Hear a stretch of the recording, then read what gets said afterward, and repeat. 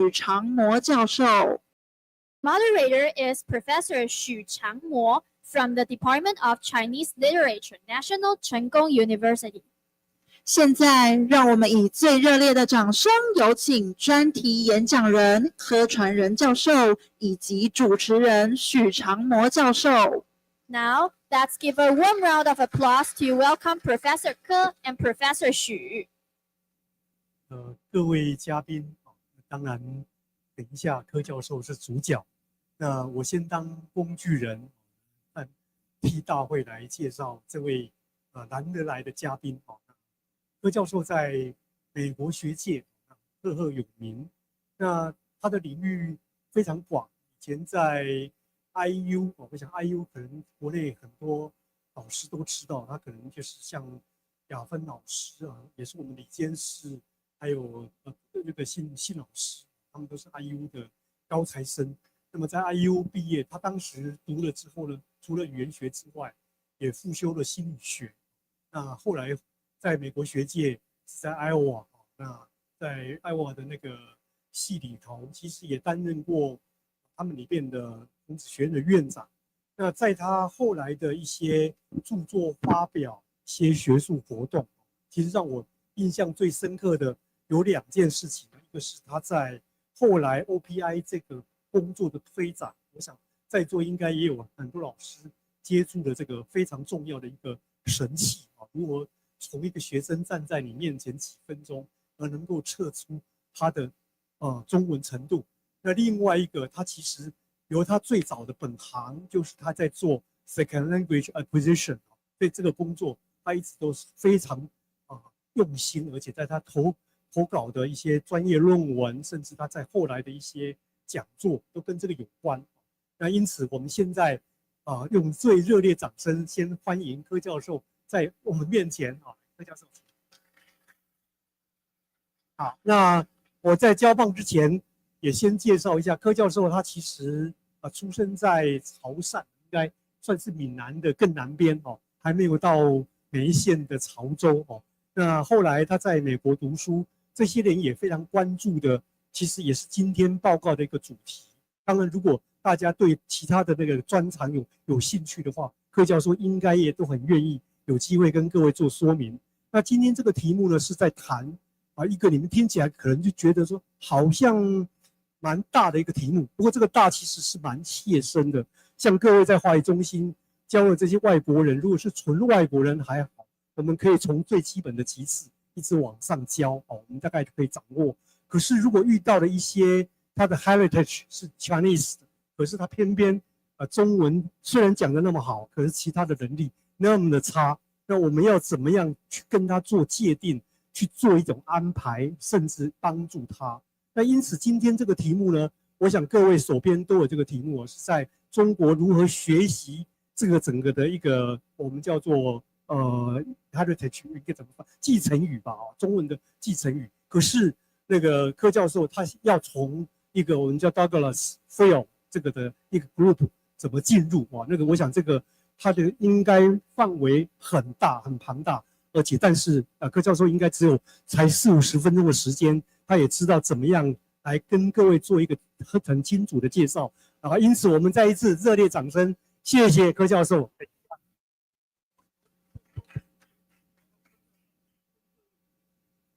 好，那我们就请柯教授开始，我在底下。谢谢，谢谢好的，谢谢老师因为我今天这个现在开始进入状态。Okay, thank you, Professor Xu Changmo, for your generous introduction. 能听见吗？可以是吧 ？OK, thank you, Professor 钟正成 for the invitation to speak at the 25th International Conference for Teaching Chinese as a Second Language. It's an honor to speak in front of such a distinguished group. Looking forward for the exchange. Before I start, I want to say that I am very honored to be able to meet Professor Deng Shouxing today here. Professor Deng Shouxing, as you know, is a recognized international leader for established development for international teaching Chinese as a second language. I read Professor Deng Xiaoxing's articles and books when I was a graduate student at Indiana University, when I was an MA and PhD student in the Department of Linguistics at Indiana. Professor Deng, for me, is a revered international scholar. So, thank you, Professor Deng, for all the training you have provided me over the years. Thank you. Okay. Let's get started, okay? I need to get you, and this is not very good, so we need to accommodate me here. The title, as Professor Xu mentioned, the title of my presentation today is Bilingual Heritage Language Learning in China, applying the Douglas Fir Group's transdisciplinary framework. And I will spend a couple of minutes on the introduction why I select this particular framework for my research. And I will also introduce framework here. Then I'll do some summary for research heritage learning methodology, this study, result, and also discussion here. I will try to move as fast as I can with the time I have here without much elaboration. But if you have questions, you can always ask me today or later during the conference.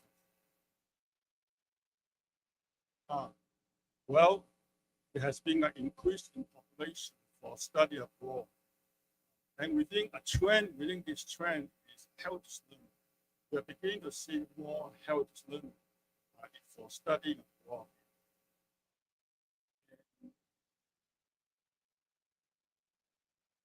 And the research shows that heritage learners tend to have more challenge in study abroad. They have more challenge compared with foreign language learning. And we need to look at this particular population differently. We need to have the sophistication, understand the complexity. So we need to look at how they learn their ancestral language. And we need framework to capture this kind of sophistication and dynamicity. And I picked this particular framework. This particular framework is developed by jointly by 15 international scholars in 2016, and they call this one the Douglas Fir Group transdisciplinary framework. Douglas Fir is actually the name of the room that the 15 scholars stay for two different for the conference for a few days, and they put together this framework. And this particular framework is actually a model for research level. Traditionally, we tend to use either social cultural framework or cognitive framework, study of second language acquisition. And this particular framework is trying to integrate a dozen different approaches, including dynamic system theory, variational linguistic, instance-based approaches, and a variety of different identity, language socialization approaches. And they put together this particular framework and call it a transdisciplinary framework. Okay. You can see this framework actually has three levels. It's a mutually dependent level here. Okay, they're all interconnected. Okay, and the first level is the micro level. The micro level is about individual interaction within a multilingual context, and with the help of the cognitive mechanism, they were able to continue to develop their multilingual mechanism. And this level, from meso level, this level is for social cultural institution. It's actually an institution that's around learning. They deal with schools, say, religious sites, families. Once again, it's a site that's around learning. They also deal with investment, motivation. And you can also see that level, the macro level, political structure, they deal with culture in society.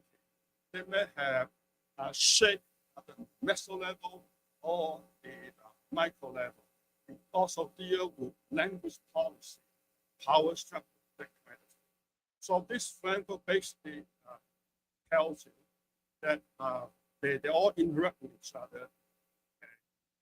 Some level is like small, and they tend to interact with each other, shape language development. I thought this, and I picked this particular theoretical model for the study of heritage language learner because we deal for heritage language learner deal not just the interaction at each level, we also deal with identity, also be affected by the cultural issues at the macro level.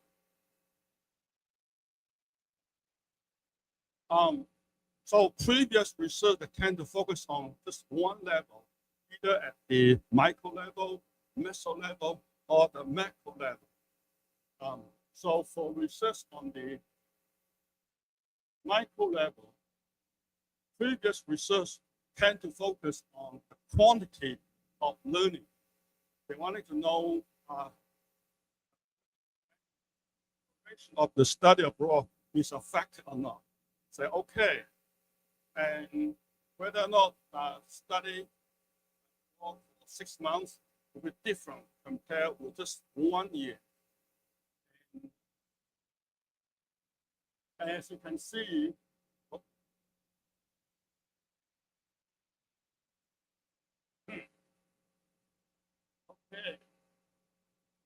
I want to take a tea break. Okay. I think why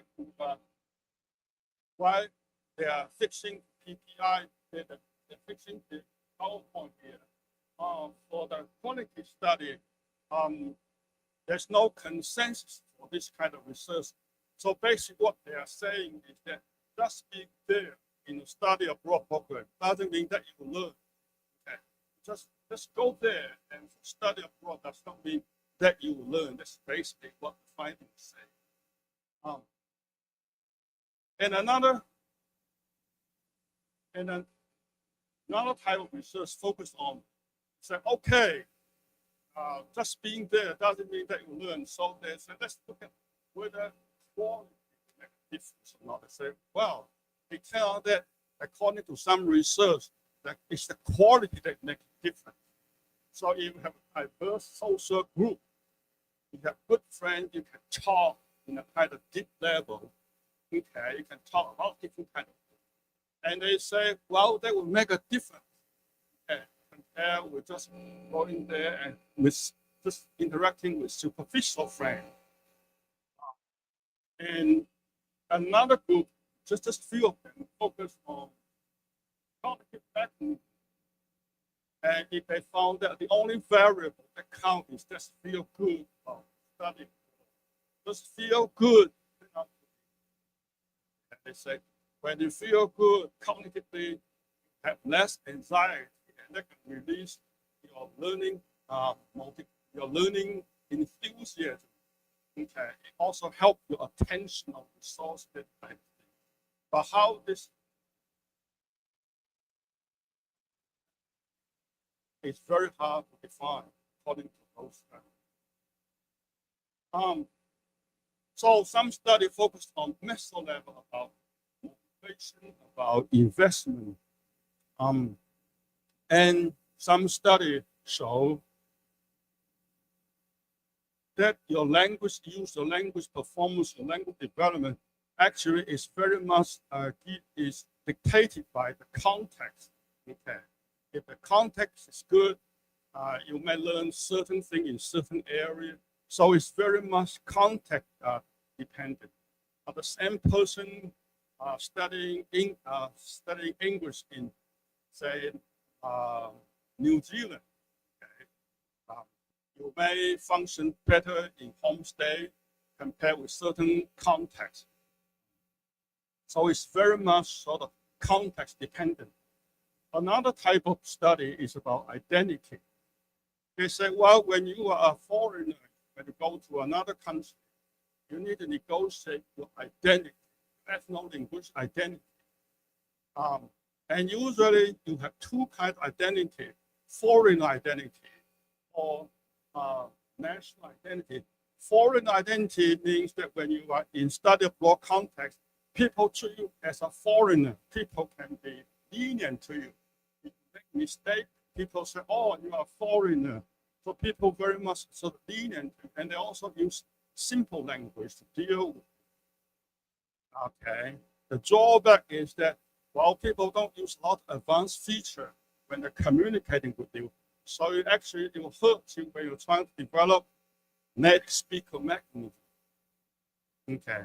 And usually when people study abroad, and sometimes when they're dealing with cultural differences, they may sort of withdraw or fall back to their national identity in the sense that, my national superior, my national identity, the American identity, is superior to you. So sometimes when they fail to renegotiate their identity, they'll sort of fall back to their national identity. Okay. And finally, the last group of the meso level study is about agency. Basically, what it means is that when you go study abroad, sometimes you are challenged.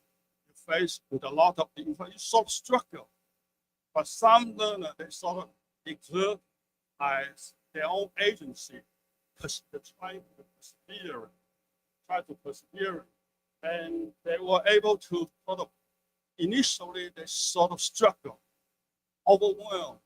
But then later on, they sort of reflect and they sort of exert their own agency, and they are able to sort of catch up and then go on with the language study and become quite successful.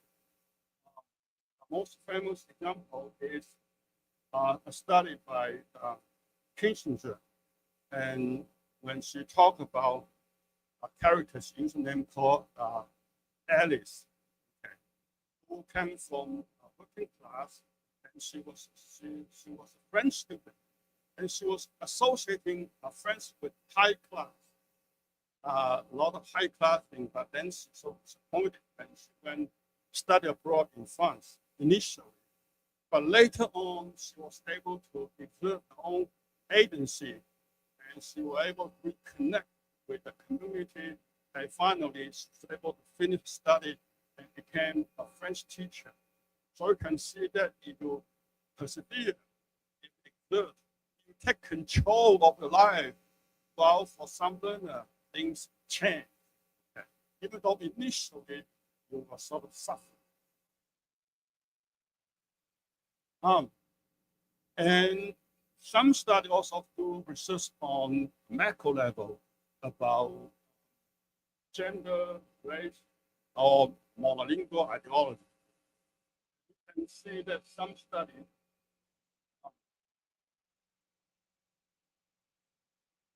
and usually when it comes to gender issues, some study, even Russian data show that female students tend to suffer from gender or racial discrimination in the target culture. However, for race, for study on race, you can see that African Americans, when they are in Spain, they suffer from racial discrimination. For African Americans, when they are in Brazil, they actually have a lot of support from the local condition. So you can see that so the same race, when they go to different countries, they may have different kinds of language repertoire. And then there is another type of study about monolingual ideology for heritage learning. Usually, for some heritage learners, they speak a so-called non-standard variety. So some study using Spanish as the target language, they show that heritage learners in Mexico, because of the language they speak, they consider sort of substandard. And this kind of substandard idea actually will become the source of discrimination. And their host family they don't like it. They say, well, your variety of Spanish is actually not the standard one. And it's associated with lack of education. And they actually hurt their language learning in Mexico. Okay, here are some studies focusing on Chinese heritage language learning. So we can see that we have Yao Wenhao and also Du Han and Jin Smith at all 2016 study. So basically, in the interest of time, basically these studies show that demonstrated that Chinese heritage language learning exhibit wide variation in social interaction and in proficiency gain. And while some are highly motivated, actively participate in local community and respect target culture, and were able to gain more linguistic gain in study abroad. And others actually form some sort of vicious in which suffering from racial discrimination impel them to retreat from social interaction and take a very negative stand against cultural difference based on sense of the American sense of nationalism. And as a result, they failed to renegotiate and failed to do their language learning. So basically, this is what all those studies show.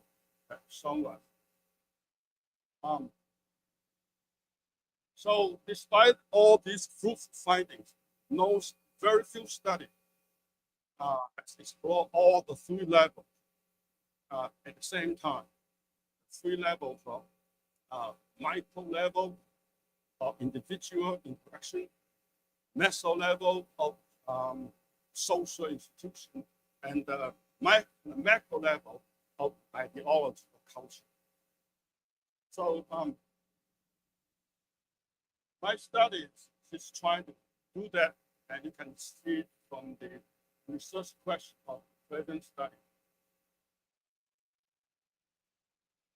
What are the learning experiences of a Chinese BHL, bilingual heritage language? BHL learning across three levels of mutually dependent influence. And how do these learning experiences mediate language proficiency gain in a study abroad? Research side, talking about research methodology. Research side and SA program, I'll just read through them to save time. The SA program is located in the city of Nanjing. The SA program is hosted by a major university in Nanjing and run by a non-profit, non-governmental intercultural exchange organization whose corporate headquarters are located in the United States. The SA program includes classroom learning, tutoring system, a choice of living in dorm with a roommate or host family, and also field trip. And a focal participant, so I'm just focusing on one learner. But once again, this is just a much larger program. And so for this particular group, we have 25 cohorts. And so I just picked one. The focal participant is from a cohort of 20 American students in a semester-long study abroad program, 16 weeks. Focal participant name is Jenny, pseudonym. Female, 20 years old, born in Taiwan, Taiwanese mother, and American father, lived in Taiwan until 4th grade.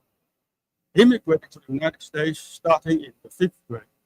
Finished 2.5 years of Chinese language learning at home college in America. Majoring in Chinese language and literature, with minor in cultural studies, and chose to live with the home family. Jenny was placed into the advanced class where she was the only heritage language learner. There were 5 learners in the class. So the data come from 10 different resources. As you can see, I have triangulation here for different sources. So we have the CPT, pre and post CPT, Chinese text developed by Center for Bilingual DC. We also have the speaking test, the pre and post SOPI, oriented simulating all of this interview. We also have beginning and mid-program surveys, post and semi-structured, post-program semi-structured interview. And we also have language content profile, pre and post. This one developed by Barbara for understanding learners' content in the target culture. And I revised it to fit Chinese context. So it's a revised LCP. Also have data from tutor and roommate group interview. Host families, interview. They have the pre and post program interview, program direct, pre and program class observation. So we can see that this is the time frame for collection of different sort of data with the beginning and mid program and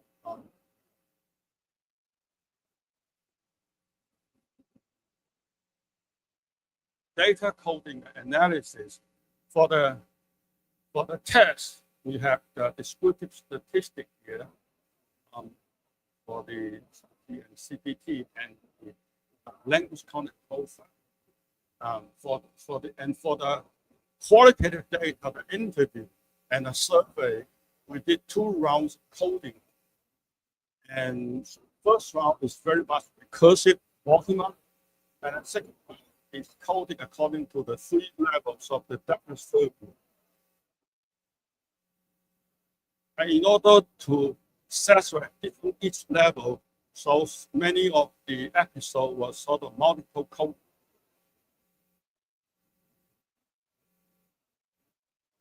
Now, let's talk about result. The result is going to have 2 sections. The first section is going to talk about 3 levels. And generally, it's going to sort of progress from macro level to master level to micro level. And the second section is on language field again. So very soon as Jenny's life unfolded, she's challenged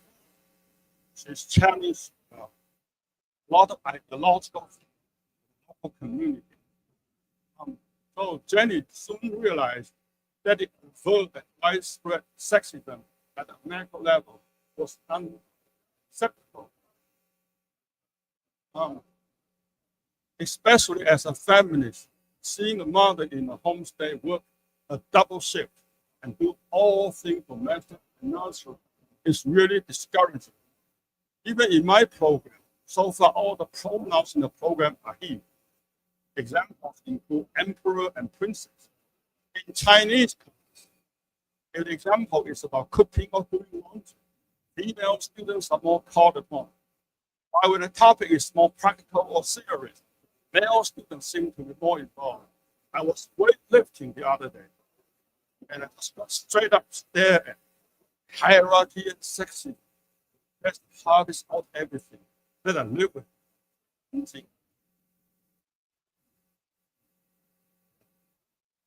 Jenny encountered race-based discrimination at macro level. She was deprived of the privilege that her Caucasian American peers enjoy. I went for the job, teaching kids. That was an easy job, and it was me and 3 other white people. I was by far the most qualified. I worked in the nursery in the US. I spoke the best Chinese. I had teaching experience. I didn't get it. No, I didn't get it because I'm not white. Another is racial discrimination. Jenny and American peers went to a club together. Bartenders gave all foreigners free drinks, but totally ignored because they thought she was Chinese based on appearance. Racism even of this less caliber, will definitely affect me and my life. And having my major Chinese and my Chinese being really good, and probably going into something related to Chinese development. It all sucks. And I will have less for people like the people of the country. There's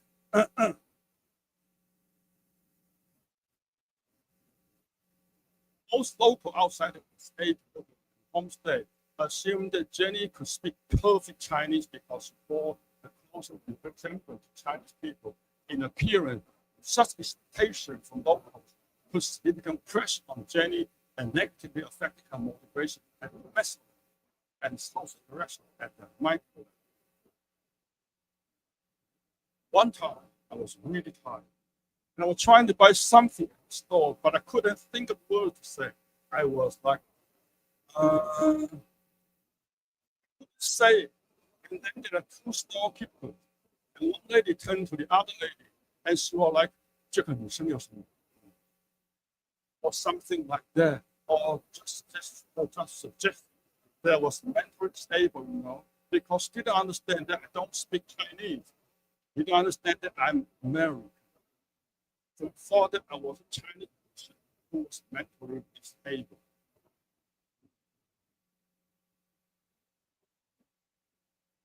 So in addition to all these macro things, social interaction, the language program in the study abroad program, the instructor corrected Jenny's Taiwanese accent several times. However, Jenny would like to keep her accent as part of her identity. These incidents reflect the underlying monolingual ideology society of the black that contest Jenny's linguistic cultural identities at the meso level, hindering her investment to learn Chinese at the meso level. I find my accent to be part of my cultural heritage and background. And when that is discouraged, I will just lose confidence to learn Chinese language.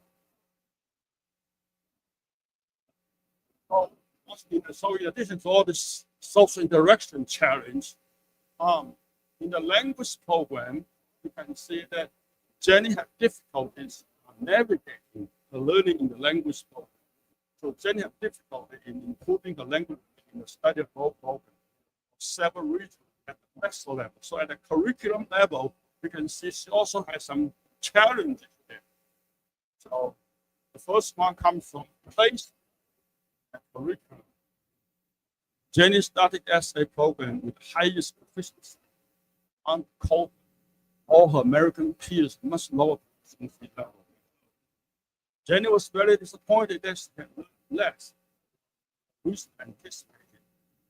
Another difficulty came from teaching method. The teaching method employed by the instructor in the study abroad program did not accommodate Jenny as a healthy learner. So here's a quote from the instructor. 所以，如果我们是采用这种 teaching Chinese for language 的方法来教 teaching Chinese as language 的话，那你很难说。最后华语学生如果慢一点，当然很理所当然。因为我们项目没有分这个东西，所以我们一般教肯定用外语教学方法。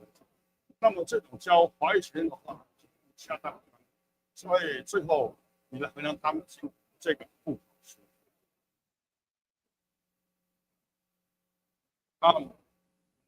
To meet Jenny's need, the program director promised to help Jenny register for undergraduate content course so that she could observe more few specialized technical terms expressed in Chinese.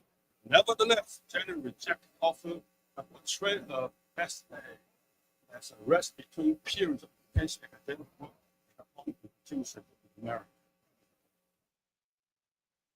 I had the option of moving to a different class, a class in Nanjing University.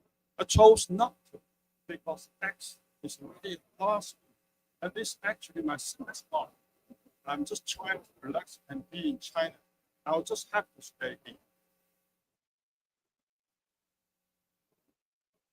Okay. In strike contrast, Jenny's homestay provided a consistent scaffolding for language learning, correction, and emotional support. mindful them, living with them, and the Chinese learn through them. Makes it feel like I'm not learning, like it's hard or troublesome, that it's just natural, easy. I swear that the number one key aspect of learning Chinese is homestay. I cannot rave about it now. Everyone should have homestay.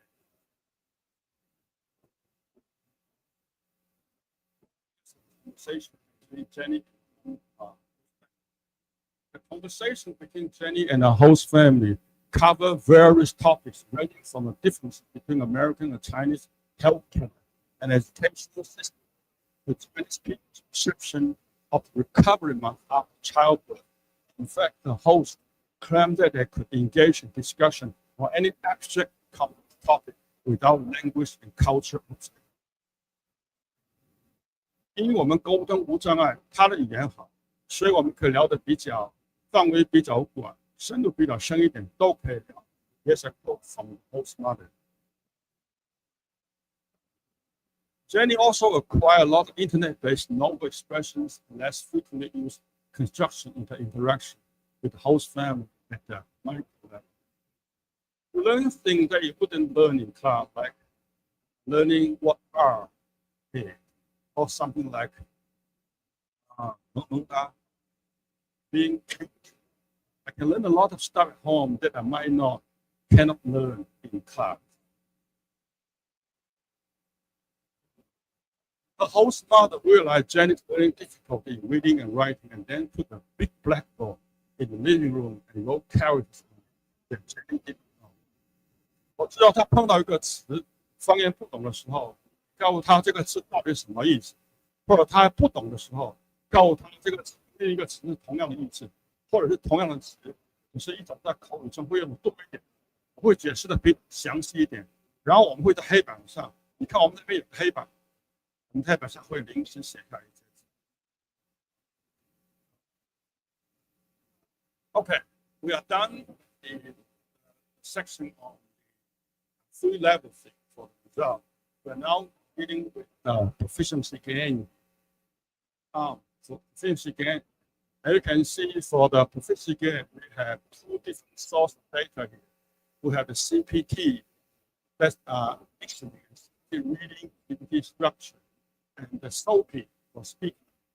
And you can see Jenny, and also compare Jenny with a cohort of 20 students. And you can see under each category, we have the entry score, and exit score, and the gain score. Okay, and we have also the cohort here.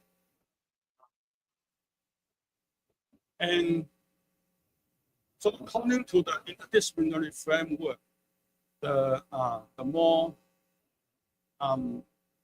social contact you have, the more diverse language source you Jenny has access, more language development you may have.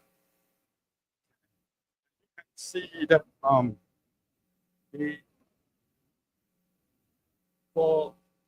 can see that for reading and for grammar, Jenny had lower than average gain.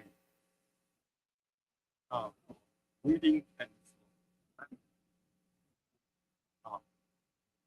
and in contrast, listening improved quite significantly compared with the cohort. So as you can recall that in the language program and social context, reading, writing, also formal language learning was quite inadequate.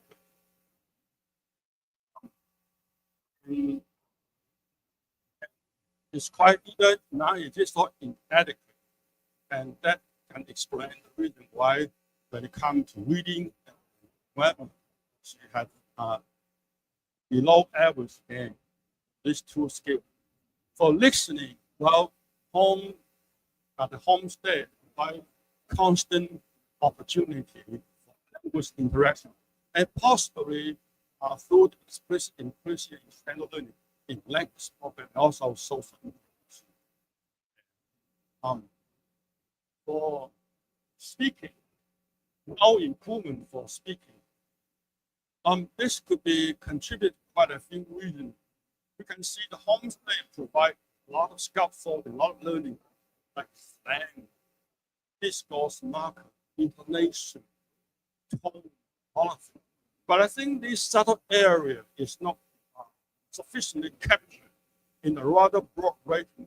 So, and also I think that Jenny, when she started this program, her proficiency is actually quite high, advanced need. And there may be some sort of seeding effect here. And also at the advanced level of the so-called PI, in order to see noticeable gain, you need to have explicit input-output language literacy extended period of time. And as I mentioned, she started out with very high proficiency there, and you were not able to see at that. You can see for the advanced proficiency, you can see at the profile. So that's not. But Jenny's progress in study abroad program is tangible. You can see it, and all this score, listening, grammar, reading, and this sort of thing, may not be able to capture the multilingual profile according to her. But this score is very much consistent with their own evaluation, also the host family's perception. So once again, it's very hard to capture someone like Jenny, multilingual, non-multilingual, based on all the interaction, all the signal, the improvement over the study abroad, multilingual, multimodal content is very much tangible. Discussion. Because we want to see how these three levels interact. The macro level ideology related to race and lingual ideology, local society lead Jenny to retreat. The sexism she observed in the local community also negatively impacts her investment in language learning and integration of herself in the local community.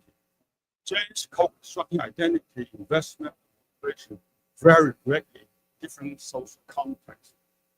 Learning experiences are discouraging in local community, and materials and teaching methods in the SA program are unsuitable for Jenny. In contrast, homestay provides an optimal environment for development of multilingual repertoire at the micro level. Jenny's linguistic development and learning opportunity at the micro level also influenced by her own ideology. Rest between intense academic work and institution does not exert her agency to take advantage of content courses, Chinese undergraduate students, language proficiency gain. Some Jenny's lived contextualized experiences and language proficiency gains are situated in the interconnectedness of the three levels, so mutually dependent in the SA setting. Practical implications of curriculum, practical one, adjusting SA curriculum and program management for BSL learning. Curriculum suited for BSL learning show respect for language variety. You want to show respect for language variety. They are not really areas. While pursue the standard language, also show respect for this kind of relation. And maximize learning opportunity in homestay, pre-partial training for BSL learner, raise awareness of challenge SA, develop adequate cognitive skills to deal with language challenges, prepare to adapt their learning method and habits, in-house training for program-based host families and tutors, host family tutors about BS learners' identity struggle, their open environment, equitable relationship, greater learning opportunity, host family tutors, secondary learning, and teaching courses. We can offer a second acquisition course for homestay family and tutor.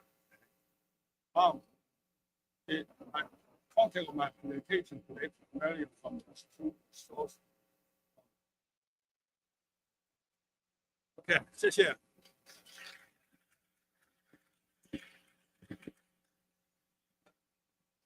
感谢柯教授和许教授为本场研讨会提供宝贵。时间会了，所以我们还有利用几分钟的时间跟柯教授商量，在现场开放，大家有问题可以用中英文都可以，就直接提问。柯教授。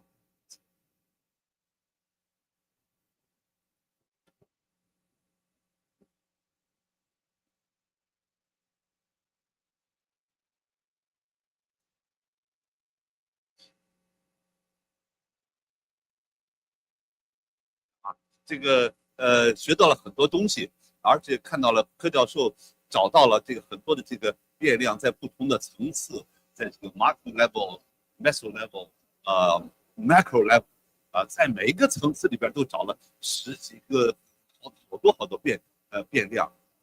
我就想2个问题，一个问题就是说这个变量这么多表，比如说这个RDO 的这个意识形态啊，这个身份认同啊、文化啊、年龄啊、这个性别啊，这么多的东西，就说这么多东西对于教师来说，会怎么来看他们每一个权重是多少？就在影响的学习的时候，是不是同等的、同样分量的都影响，还是各有权重？有的影响，有的不影响，有的影响的很少，这是一个问题。那怎么来解决？要有 implication， 在教学有。怎么来权重？怎么来找到不同的这个权重的分布？这是对我们解决问题是非常重要的一个问题。如果大家都找出来，这是第一个。第二个问题就是说，这个证明了这个 Jenny 说，我有这个情况，我上课有这个证明，我这些因素都影响我。任何科学研究不但要证明存在，要证明不存在。做一个研究只能说证明有证法来证明它没有，那很难说是一个科学研究。就是说怎么来，第一找出它的这个，第二怎么能够我一个人的这个回答就能找出它是这个因素影响，这个因素没影响，怎么来解决？因为这个题目很重要，柯教授，各位在下可以准备。第一个问题，谢谢袁教授啊。第一个问题就是说，我们今天发现它这么多变量，对不对？那么这里面呢，它教室的话呢，它的一些活动是一个什么情况？那么今天我的研究问题呢，主要就是说，把它用这个 framework 说把这3个 level 找，看到3个活动互相之间3个变量互相之间的互动，这个是我研究问题的在这互动下，它可能会跟起了有些什么影响，这个是我的研究问题。那么袁教授的问题就是说，这么多变量里面，那实际上哪些是很主要，哪些跟这种是他教学跟教学的这影响，哪个重要？比如说，它这里面会有一些跟教学有关的这么一些东西。那么呢，这个确实很重要，但是不是我研究问题。那么比如说，要在这么多变量里面，从这个3个 level 里面，能够找出哪个跟交通英语看起来英语是一个这个，就是需要一个学英国的什么 focal 需要一个，那么就需要稍微多一点，对吧？就是说，你这个 subject 要多一点，才能够找出这个东西到最后可以起到一个什么效果